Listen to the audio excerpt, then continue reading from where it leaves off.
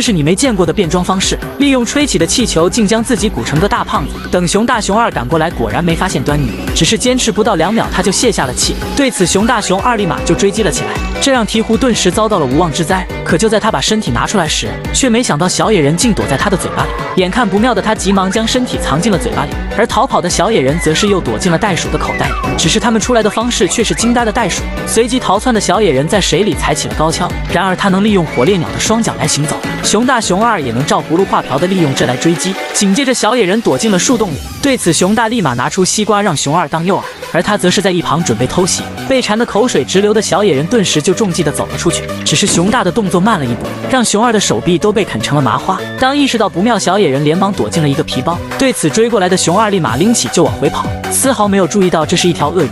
而熊大看到这立马翻找了起来，结果没想到用力一拽，竟把鳄鱼的脑袋拉了出来。看到这的他顿时吓得拔腿就跑。就在这时，他们发现小野人竟在原地等着他们，可没想到下一秒熊大的脑袋就遭殃了。眼看小野人躲进了山洞里，他们当即拿出肉块准备故技重施，可不料刚放进去就被啃得只剩了块骨头。对此气愤的熊大当即决定亲自进去，然而没想到里面竟有一头狮子。看到这的他顿时傻眼了。更倒霉的是逃出去又挨了熊二一锤，紧接着3个家伙就开始了离谱的乱斗。眼看小野人逃跑，哥俩连忙追了上去，再把锤递给熊二后，熊大便表示他去驱赶。然而不料熊二一个蓄力，竟将熊大砸进了地里。对此见势不妙的他连忙把熊大撬起来，然后用锤子敲直。恢复过来的熊大当即气愤的就给了他一锤。